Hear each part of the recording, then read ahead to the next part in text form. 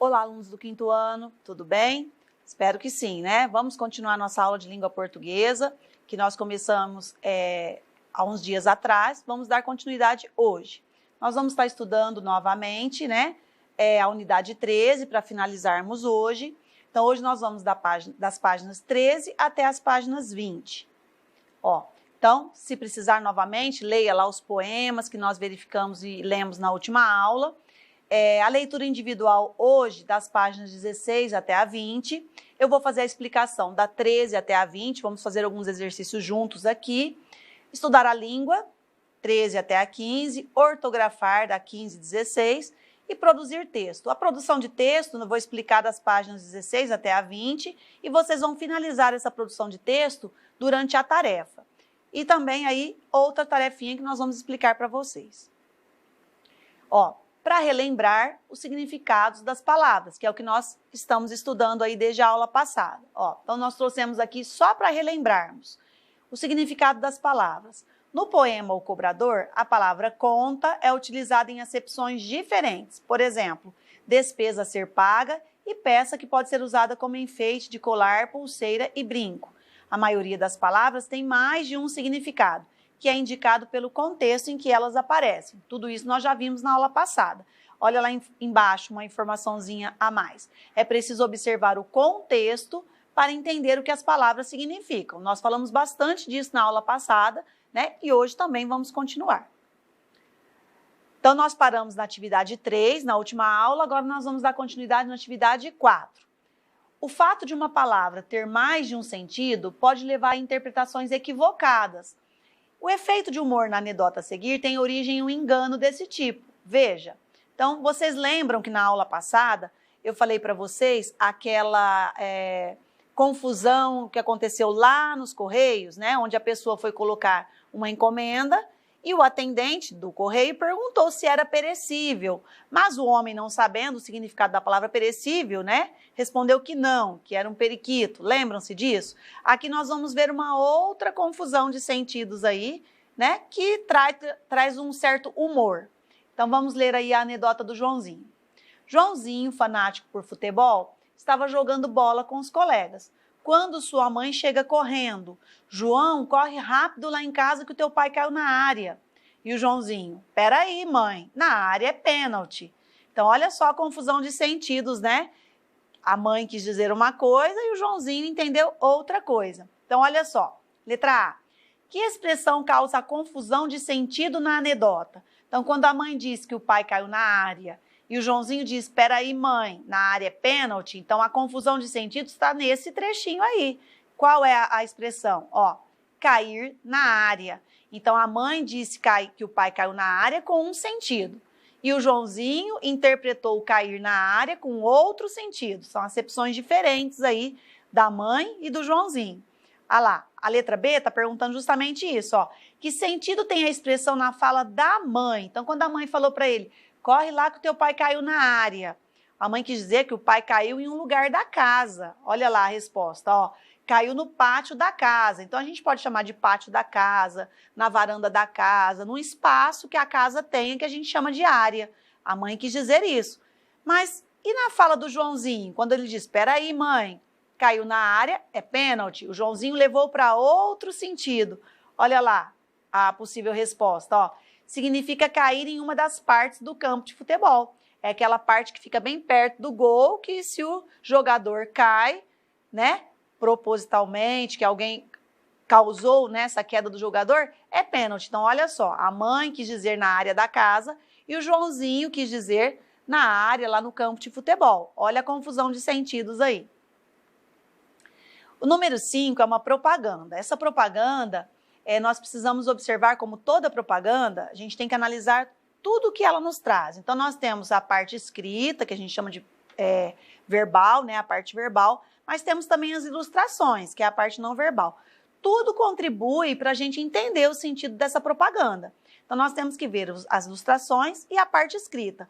Observem as árvores ali em cima, e elas foram colocadas em uma torneira com uma gota d'água saindo da torneira. E olha a parte escrita. Vai lavar as mãos para o abandono da Mata Atlântica? Aproveita enquanto tem água. Então, a gente tem que fazer uma reflexão dessa propaganda muito séria aí para entender o que quer dizer essa propaganda. Qual o sentido dessa propaganda, o que essa propaganda tem como objetivo. Lá embaixo está explicando que a finalidade da Fundação SOS Mata Atlântica é proteger a Mata Atlântica por meio de várias ações, entre elas campanhas de conservação, programas de educação ambiental e restauração florestal. Então, é nossa função também contribuir com isso, né, com a preservação da natureza em geral. Não só da Mata Atlântica, mas como da natureza em geral. Se a gente cuida da natureza na nossa própria casa, você já está contribuindo aí com o meio ambiente. Mas aqui a propaganda quis alertar, né, fazer mesmo uma reflexão sobre esse grave problema. Então, depois que a gente leu, olha o que falou lá no início. Vai lavar as mãos para o abandono da Mata Atlântica? Então, vamos ver a primeira questão. A expressão lavar as mãos pode ter dois sentidos. Limpar as mãos, que é no sentido mesmo de lavar com água e sabão, como a gente tem feito mais ainda que o normal, e não se envolver. Então, pode ser lavar as mãos com água e sabão, ou pode ser não se envolver. Quando a pessoa não quer se envolver em algo, ela fala, vou lavar as mãos. Então, tem dois sentidos aí.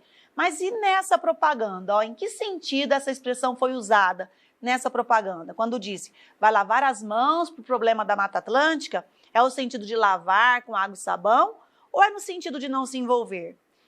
Olha lá, é no sentido de não se envolver. Então, está fazendo um alerta para mostrar que todos nós temos que nos envolver, sim, com a questão da Mata Atlântica e todo o meio ambiente em geral. B. Essa propaganda procura convencer as pessoas a respeito de qual ideia? Acabei de falar sobre isso com vocês, né? Essa propaganda está tentando nos alertar, nos mostrar a importância de todos na preservação do meio ambiente, não só da Mata Atlântica, né? Que é muito importante, claro, assim como toda a natureza. Então, a ideia é essa, né? Nos alertar. Então, vamos ver aqui uma resposta, Tenta convencer as pessoas de que, se elas não se envolverem na proteção da Mata Atlântica, haverá consequências muito ruins para a natureza e a sociedade. Nós somos a sociedade, né, pessoal? Como a falta de água, ou seja, não será possível lavar as mãos em seu sentido mais corriqueiro, para deixá-las limpas e tirar a sujeira. Então, se nós não nos envolvermos aí com essa situação da Mata Atlântica, se nós lavarmos as mãos no sentido de não envolver, né, nós estamos o quê? Prejudicando a natureza. E nós mesmos, enquanto sociedade, vamos sentir isso no futuro. Por quê? Porque pode faltar a água. A gente fala tanto da importância da economia de água, mas também, além de economizarmos água em casa, precisamos fazer o quê? Preservar o meio ambiente em geral, a natureza em geral, porque uma coisa depende da outra. Próximo, número 6. Existem jogos de perguntas e respostas que brincam com o duplo sentido das palavras, para provocar o riso. Veja, nós vamos ver algumas aqui e na aula passada também nós já tivemos. Olha a letra A. Qual é o bicho que não é caro? O bicho que não é caro é a barata. Então, qual foi a palavra? Foi a palavra barata com dois sentidos diferentes. Letra B. Por que a vaca dá leite? A vaca dá leite porque ela não sabe vender. Então, aqui é a palavra dá, que usou em dois sentidos. Letra C. O que um elevador disse para o outro? Você já pensou em quantas pessoas ajudamos a subir na vida? Então, aqui nesse caso é a palavra subir. E letra D. Por que o pato tem inveja do cachorro? O pato tem inveja do cachorro porque ele tem 4 patas. Então, aqui a palavra utilizada é patas. Então, pensando nesse sentido, nesse duplo sentido, nós vamos fazer aqui, uma animação que vocês conhecem melhor do que a gente, né? Atualmente, com o uso das tecnologias, vocês usam muito isso. Então, aqui nós vamos escrever, nós vamos voltar às adivinhas, vamos lembrar delas, e escrever os sentidos responsáveis pelo humor em cada uma delas. Então, nós já trouxemos aqui. Na letra A, quando falou do barata, né, tem o sentido de custo baixo, é algo que a gente paga pouco dinheiro, né, custo baixo, e o barata inseto, que ninguém gosta, né, que todo mundo tem nojo, medo. A letra B, quando fala que a vaca dá leite, então tem o dá no sentido de produz o leite, de produzir o leite, e de doar o leite, oferecer sem pagamento. Então, esses são os dois sentidos da palavra dá. Na letra C, quando fala que quantas pessoas levou, né, subiu na vida, né, que era o verbo subir, Então, tem mover-se para um lugar mais alto, que é no sentido mesmo de ir para cima, e de progredir. Quando fala que uma pessoa subiu na vida, é porque ela progrediu. E letra D. O D, quando falou das patas, lembram? São extremidades dos membros inferiores de animais que servem para apoio e locomoção. Resumindo, os pés dos animais, que na verdade os pés dos animais nós chamamos de patas. E também a pata como fêmea do pato. Então foi um jogo aí, né, com o duplo sentido das palavras para trazer humor, né, nessas frases. Ortografar. Aqui nós temos 3 listas de palavras, A, B e C. Se você olhar com bastante atenção, você vai ver que na A, todas começam com R, na B, todas têm 2 R's no meio das palavras, e na C, todas têm apenas um R intercalado entre vogais. Então, vamos ver aqui o que nos pediu. Nas listas A e B, o som de R e RR, né, o som de um R e de 2 R's é o mesmo, é o que a gente chama de R forte. Explique por que na lista A as palavras são escritas com um R apenas e por que nas palavras da lista B são 2 R's. Bom, primeiro a gente já sabe da regra da língua portuguesa. Isso é uma regra que nós já sabemos, nós ensinamos para vocês desde lá a alfabetização, quando vocês eram pequenininhos, né? Não se inicia palavra na língua portuguesa com 2 R's. A gente só usa um R inicial e ele é forte, mas por estar no início é um R só. No meio da palavra, quando ele está entre vogais, para que ele seja forte, eu tenho que usar 2 R's. A gente até costuma falar para os meninos, principalmente quando está ensinando lá os pequenininhos na alfabetização, né? Que arranha a garganta. Eu sempre falava para os alunos, põe a mão na garganta. Ó, quando eu falo rato, a garganta arranhou. Quando eu falo carro, a garganta arranhou. Então, quando a garganta arranha, né? Nós dizemos que o R é forte, seja no início ou seja no meio. Se for no meio, eu tenho que usar 2 quando ele está entre vogais. Então, é isso que nós temos que escrever aqui. Olha só, na lista A, as palavras são escritas com apenas um R, porque, embora esse fonema, que é o som, se repita nas que fazem parte da B, não se inicia a palavra com 2 R's. Na lista B, porque para que o R tenha o som forte quando está entre vogais, é preciso usar 2 R's. E por que as palavras da lista C, estando entre vogais, são escritas com apenas um R e não 2 R's? Quando na palavra tem um R no meio de 2 vogais e você percebe que é apenas um R, aí a gente fala que é o R fraco.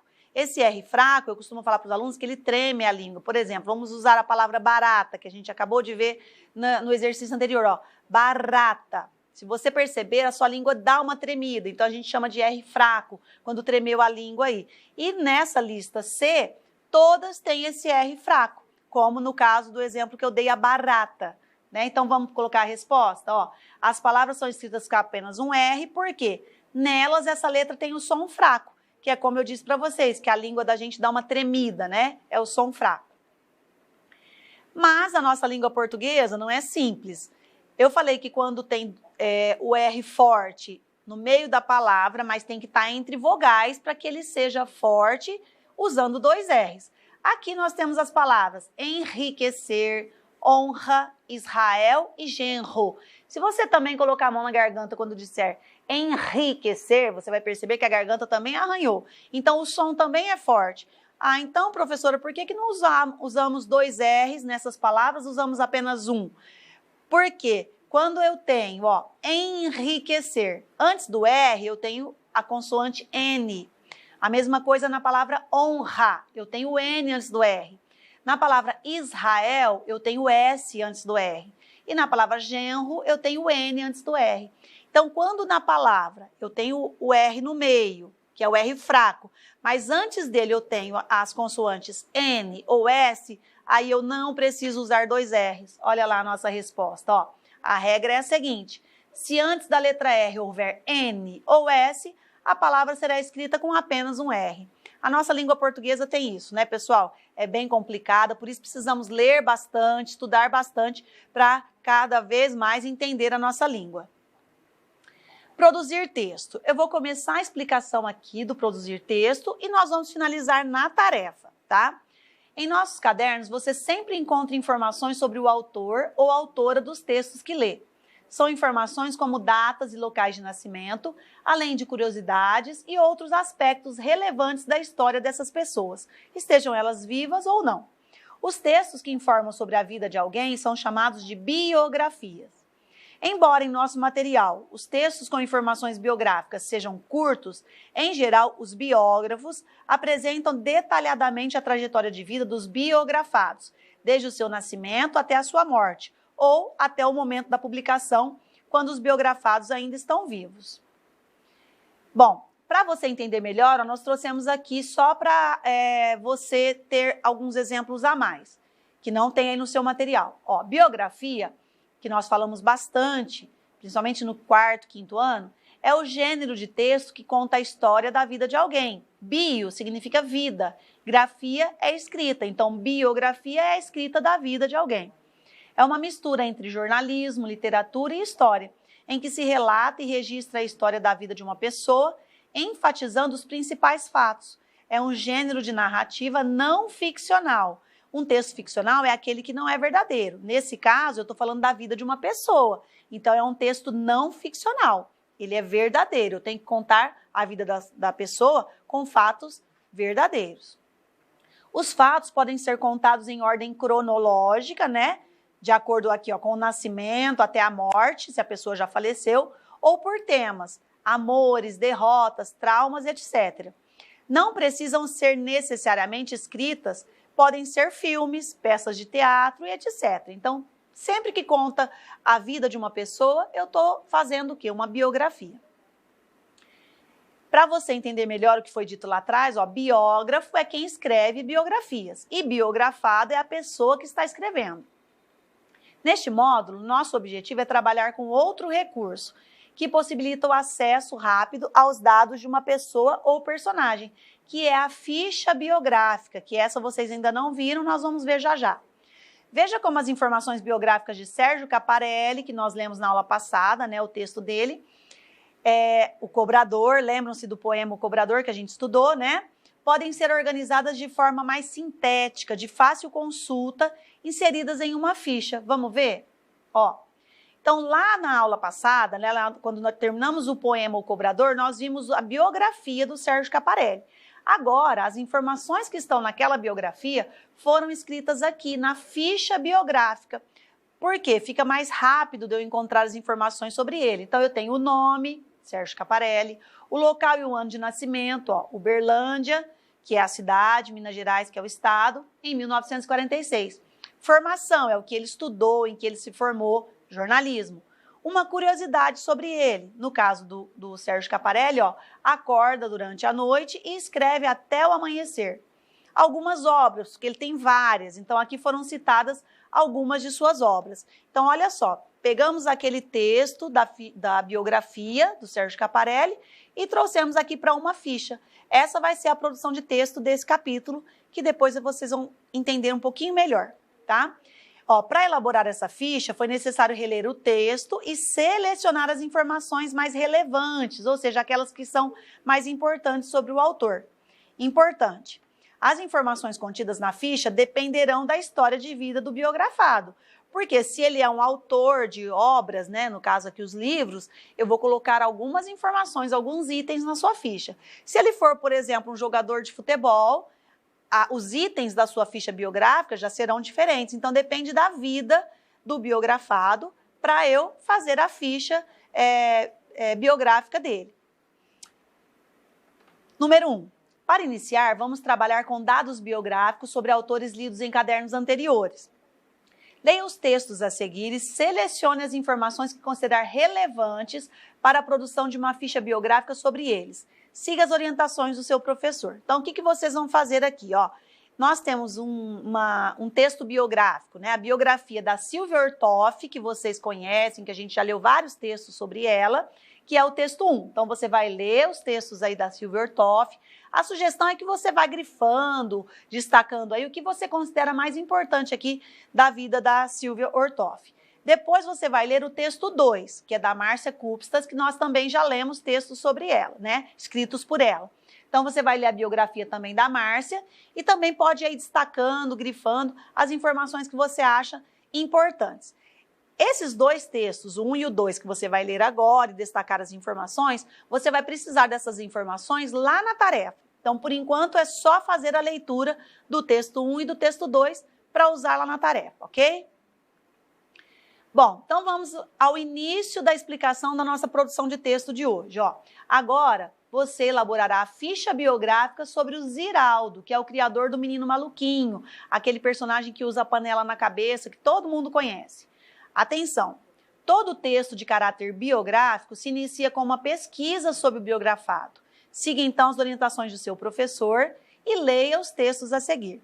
E a pesquisa de dados em mais de uma fonte é fundamental para que consigamos oferecer informações confiáveis ao leitor. Então, olha só, nós vamos fazer, a nossa tarefa vai ser baseada na história de vida, na biografia do Ziraldo, que todo mundo conhece, né? O menino maluquinho, aquele menino que usa a panela na cabeça, todos vocês já conhecem o menino maluquinho e conhecem também um pouquinho do Ziraldo. Então, olha o que disse aqui para nós, que nós precisamos primeiro pesquisar a vida, né, dele, no caso do Ziraldo, depois selecionar as informações mais importantes para poder fazermos a ficha biográfica, que é a proposta da produção de texto de hoje. Mas o nosso material já trouxe para nós duas fontes aí de informações sobre a vida do Ziraldo, porque foi dito ali, ó, que é importante a gente pesquisar mais de uma fonte de pesquisa. Vamos ver, ó. O texto 1, vocês vão perceber que é um texto menor sobre a vida do Ziraldo. Ele é um texto menor, mas ele tem tudo que nós precisamos aí de informações necessárias para fazer a ficha biográfica do Ziraldo.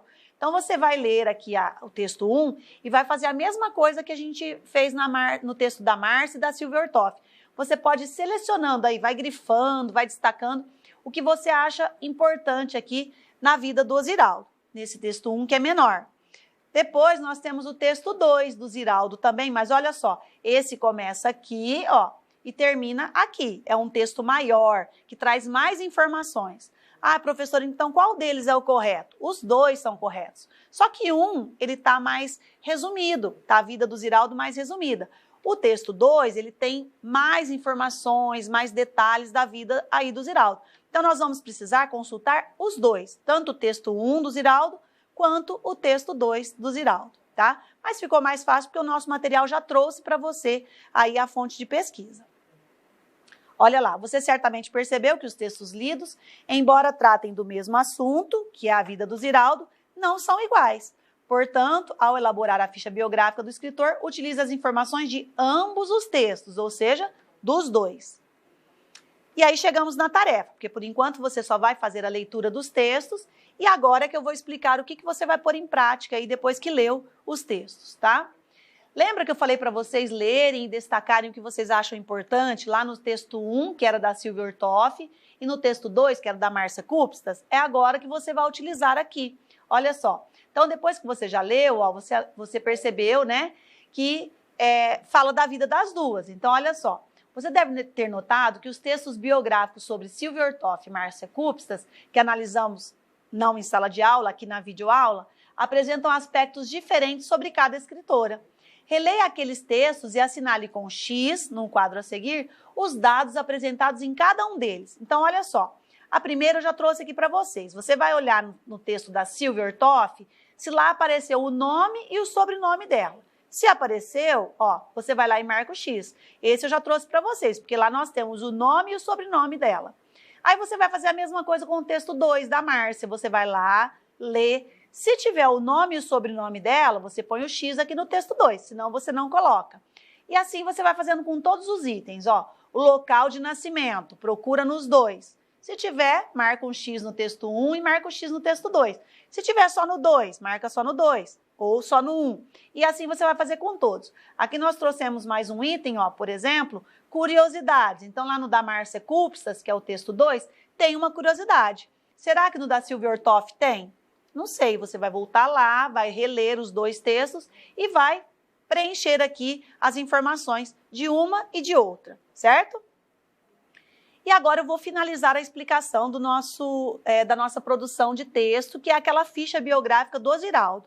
Lembra que eu acabei de explicar que, por enquanto, era para vocês lerem o texto 1 e o texto 2, que trazia informações sobre a vida do Ziraldo, selecionar algumas informações que vocês achassem mais relevantes, né, que são mais importantes, e agora nós vamos começar a colocar em prática o que vocês selecionaram lá. Então, ó, releia o texto 2 sobre o Ziraldo e destaque com lápis colorido os dados que considera importantes. Na verdade, eu já falei para vocês já foram fazendo isso, né? Para sintetizar as informações sobre o autor, assim como fez com o texto 1 que eu falei na videoaula. Essas informações constarão na ficha biográfica que você produzirá. Por último, quando necessário, passe a limpo e faça uma ilustração para a ficha. Então, olha só, como você já leu o texto 1, que é a vida do Ziraldo, já leu o texto 2, que é maior, também com a vida do Ziraldo, já selecionou o que você acha relevante, que é mais importante sobre a vida desse autor, agora, olha, né, nós temos o roteiro para seguir. Como toda produção de texto do nosso material, nós temos um roteiro de trabalho. Então, a primeira parte é a seleção final de informações. Talvez você grifou muitas informações, então nós vamos ter que dar uma filtrada e selecionada, tá? Nós vamos utilizar aquelas que a gente acha mais importantes. A segunda parte é a produção da ficha em si, que eu vou mostrar o modelo já já. E a terceira parte é a revisão do texto. A ficha biográfica é bem sintética, ou seja, ela é mais curta, ela é mais resumida. Mesmo sendo um texto mais curto, olha o que nós temos que verificar. Se todos os itens da ficha informam sobre a vida do escritor, se há informações repetidas, às vezes, por engano, você escreveu informações repetidas. Então, você vai lá e tira aquelas que estão repetidas. Se as palavras foram corretamente grafadas e acentuadas. E os nomes próprios foram iniciados com letra maiúscula. Nomes próprios são substantivos próprios, que são os nomes das pessoas, o nome da cidade, se aparecer nome de estado, o nome das obras. Quando eu vou escrever o nome de um livro, por exemplo, eu tenho que iniciar com letra maiúscula. Por quê? É um substantivo próprio, então eu tenho que iniciar com letra maiúscula. E nessas fichas biográficas aparecem muitas palavras que precisam ser escritas com letras maiúsculas. Então, vamos prestar bastante atenção na hora de escrever, tá? E aqui, ó, trouxemos para vocês, então, um modelo da ficha biográfica que você vai fazer sobre a vida do Ziraldo. Então, depois que selecionou, ó, o que nós vamos colocar sobre a vida do Ziraldo? O nome, claro, né, que nós precisamos do nome da pessoa que estamos escrevendo a ficha, o local e o ano de nascimento, a formação, onde trabalhou, número de obras publicadas, uma curiosidade sobre ele. Lá vocês vão ver que pode ter mais de uma curiosidade. Você vai selecionar e escrever aquela que chamou a sua atenção. O nome e o ano de lançamento do primeiro livro infantil, do Ziraldo, e uma obra considerada um fenômeno editorial do Brasil. Acho que vocês até já sabem qual é, né? Que é o fenômeno aí do Ziraldo. Falou em Ziraldo, a gente lembra dela, que eu falei tanto hoje, né, sobre ela. Então, esse modelo da ficha nós vamos enviar para vocês, junto com os slides da videoaula, né? Você vai receber esse modelo. Mas para te ajudar um pouquinho, né, para facilitar mais, ó, eu trouxe o caderno, aquele mesmo que você tem aí, né, no seu material que você recebeu, que você já usa, e aí nós vamos escrever essa ficha, nós vamos colocar essa ficha no próprio caderno. E eu já trouxe aqui para mostrar para vocês, olha, como vai ficar essa ficha, tá? Depois que ela foi escrita, olha só, tá? Ó, você vai colocar aqui, ó, o nome, tudo que tem aqui no slide que a gente mostrou para vocês, vocês vão colocar aqui nessa ficha, tá? E depois você vai poder fazer aqui, ó, tudo que tá aqui, você fez a parte escrita, tá? Ó, a parte escrita aqui, tá? Que já tá na ficha, e você vai completar aqui do lado com as informações que você vai retirar do texto 1 e do texto 2. Tá? É uma sugestão. Se você quiser incluir algo a mais sobre o Ziraldo, pode, fique à vontade. Pode incluir informações a mais que você queira, desde que você tenha pesquisado e comprovado que são fatos realmente da vida do Ziraldo, tá? Também você pode fazer uma ilustração, se quiser, no final dessa ficha. Não é obrigatório, mas você pode fazer aí, tá? Então, vamos fazer a nossa verificação. Aqui nós temos o Vale a Pena Ler. Olha o que nós falamos muito nessas duas aulas, né? Nas últimas aulas, ó, vale a pena ler, né? Lembra o significado desse vale a pena? Vale o esforço, vale a dedicação. Então, aqui tem 3 sugestões, como o nosso material sempre traz sugestões de livros para vocês, tá? E aí, ó, vamos fazer a verificação da nossa videoaula, né? Que trabalhamos os significados das palavras, a leitura individual, faça novamente, tá? Para te ajudar. A explicação que eu fiz, os exercícios que fizemos aqui juntos, volte ao vídeo, assista novamente se você achar necessário, tá? Faça a tarefa, capriche aí na sua produção, que é a ficha biográfica do Ziraldo, e depois nos envie as fotos. Claro, na dúvida, sempre peça ajuda para os seus professores que estão esperando a sua comunicação. Todos os dias nós esperamos por vocês aí na comunicação por meio aí do WhatsApp, né, dos aplicativos. Certo, pessoal? Então, até a próxima aula. Um grande abraço para vocês.